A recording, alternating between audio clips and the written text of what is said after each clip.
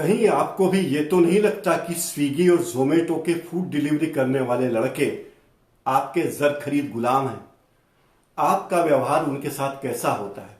कहीं आप उनसे वैसा बर्ताव तो नहीं करते जैसा कि बेंगलुरु में हितेशा चंद्राणी नामक युवती ने किया? हुआ ये था कि 2 दिन पहले हितेशा चंद्राणी ने जोमेटो के माध्यम से खाना अपने घर पर मंगवाया। दोपहर करीब 3:30 बजे उन्होंने ऑर्डर दिया। उन्हें अपेक्षा थी कि खाना 4:30 बजे तक आ जाना चाहिए। जोमेटो का डिलीवरी बॉय खाना लेकर आया, तब शायद थोड़ी देर हो गई। तब उन्होंने उस जोमेटो के डिलीवरी बॉय से बड़ी हुज्जत की और कहा कि मैं तुम्हें पेमेंट नहीं करूंगी क्योंकि तुमने वक्त पे खाना लेकर नहीं आए हो। इसके बाद उसने फूड पैकेट अपने पास रख लिया। डिलीवरी बॉय ने कहा कि देखिए, अगर आप फूड पैकेट रखती हैं तो उसका पेमेंट दे दीजिए, क्योंकि ये पैसा आपने डिलीवरी के वक्त भुगतान की बात कही थी। लेकिन अगर आप पैसा नहीं देंगे तो ये पैसा, जो करीब 200 रुपए, 191 रुपए है, वो मेरी जेब से जाएगा और मुझे और जगह भी खाना डिलीवर करना है। इसलिए बेहतर है कि आप मुझे पैसा दे दीजिए ताकि मैं आगे जाकर अपना काम कर सकूं। लेकिन हितेशा अड़ी रही। उन्होंने कहा कि नहीं, आपने ये खाना वक्त पर डिलीवर नहीं किया है, इसलिए मैं इसका पैसा नहीं दूंगी। जो डिलीवरी बॉय था उसका नाम था कामराज। कामराज ने कहा कि अगर मैंने खाना देर से लाया हूं तो आप इसका पेमेंट नहीं कर रही, तो ये फूड पैकेट वापस मुझे दे दीजिए। इसी बात में कहते हैं कि ऐसा कि दावा है उस लड़की का, चंद्राणी का दावा है कि उस डिलीवरी बॉय ने मेरे मुंह पर एक घूसा मारा, जिससे मेरी नाक की हड्डी पर चोट आई, एक कट लगा और खून बहने लगा, और इसके बाद डिलीवरी बॉय वहां से भाग गया। इस बारे में चंद्राणी ने एक वीडियो बनाया। वो खुद भी सोशल मीडिया इन्फ्लुएंसर है, ऐसा उसका कहना है, मेकअप आर्टिस्ट है, और उसने एक वीडियो बनाया और सोशल मीडिया पर शेयर किया और ये कहा कि देखिए, ये फूड डिलीवरी बॉय ने मेरे साथ कितनी नाइंसाफी की है, कितनी बदतमीजी की है। लंच के बदले मुझे पंच मारा है, जिसके कारण मैं घायल हो गई हूँ, मुझे अपना इलाज कराना पड़ रहा है, मुझे डॉक्टरों ने दवाइयाँ दी है। और फिर उस लड़की ने जाकर बेंगलुरु पुलिस थाने में एफआईआर दर्ज करा दी। अब पुलिस ने उस डिलीवरी बॉय कामराज को पकड़ लिया। उस लड़के का कहना है कि देखिए, मैं तो खाना लेकर उनके घर गया था, मैंने खाना डिलीवर किया, उन्होंने खाना ले लिया और कहा कि आप देर से आए इसलिए मैं पेमेंट नहीं करूंगी। जब मैंने उनसे कहा कि मेरा पेमेंट दे दीजिए तो उन्होंने अपनी चप्पल निकाल कर, ऐसा उस लड़के का कहना है, कामराज का जो डिलीवरी बॉय है, उसने कहा कि जब मैंने ये कहा कि मेरा फूड पैकेट वापस दे दीजिए तो उन्होंने चप्पल निकाल कर मेरे ऊपर फेंक कर मारी और मेरा फूड पैकेट भी नहीं दिया।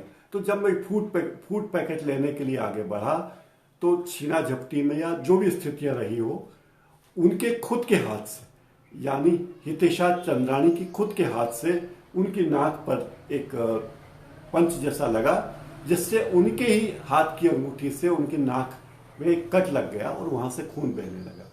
इसके बाद उन्होंने पुलिस थाने में रिपोर्ट लिखा दी। मेरी इसमें कोई गलती नहीं है, मैं डिलीवरी बॉय हूं, मैं फूड पैकेट लेकर गया था, ट्रैफिक था, इसलिए मेरा फूड पैकेट थोड़ा देरी से डिलीवर हुआ, इसमें कोई दो मत नहीं, मैं अपनी गलती मानता हूं।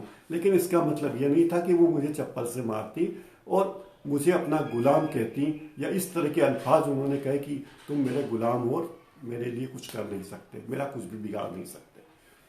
अब जैसे ही चंद्राणी ने सोशल मीडिया पर अपना वीडियो शेयर किया, चूंकि लड़की भी हैं और वो विक्टिम भी हैं, उनके नाक से खून भी बह रहा था, उन्होंने रोते हुए वीडियो बनाया, तो बहुत सारे लोगों ने उनकी बात का समर्थन किया और उस डिलीवरी बॉय के खिलाफ कार्रवाई करने की मांग सोशल मीडिया पर कर डाली। इसके बाद पुलिस भी सक्रिय हुई और पुलिस ने उस डिलीवरी बॉय को पकड़ लिया।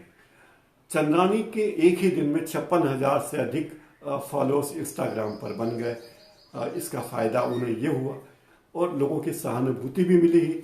जोमेटो के प्रति लोगों के मन में जो भी गुस्सा रहा हो, जिन भी लोगों के मन में, उन्होंने काफी भला बुरा सोशल मीडिया पर कहना शुरू कर दिया। अब जब पुलिस ने उस कामराज को पकड़ा तो जोमेटो कंपनी ने उसकी सेवाएं खत्म कर दी कि तुमने अपने ग्राहक से बदतमीजी की है, और अब पुलिस इस मामले की जांच कर रही है।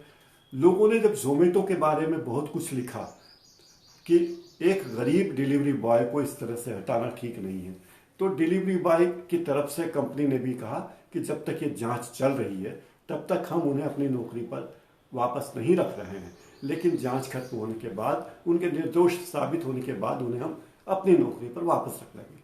जोमेटो कंपनी ने डिलीवरी बॉय कामराज का रिकॉर्ड देखा। वो 26 महीनों से जोमेटो के लिए कार्य कर रहा है। ये भी बताया गया कि 26 महीनों में उसने 5000 से ज़्यादा फूड डिलीवर किए हैं। उसकी रेटिंग भी अच्छी पाई गई है, उसका व्यवहार भी अच्छा पाया गया है और 5 में से 4.75 यानी 4.5% रेटिंग उस डिलीवरी बॉय को मिली है, यानी उसका काम अच्छा रहा है। लेकिन फिलहाल वो डिलीवरी बॉय सस्पेंड है। दोस्तों, ऐसे किस्से आपके रोजमर्रा के जीवन में बहुत आते होंगे जब आप देखते हो कि किसी डिलीवरी बॉय के खिलाफ या कुरियर बॉय के खिलाफ या पोस्टमैन के खिलाफ लोगों के मन में गुस्सा होता है और लोग शिकायतें करते हैं।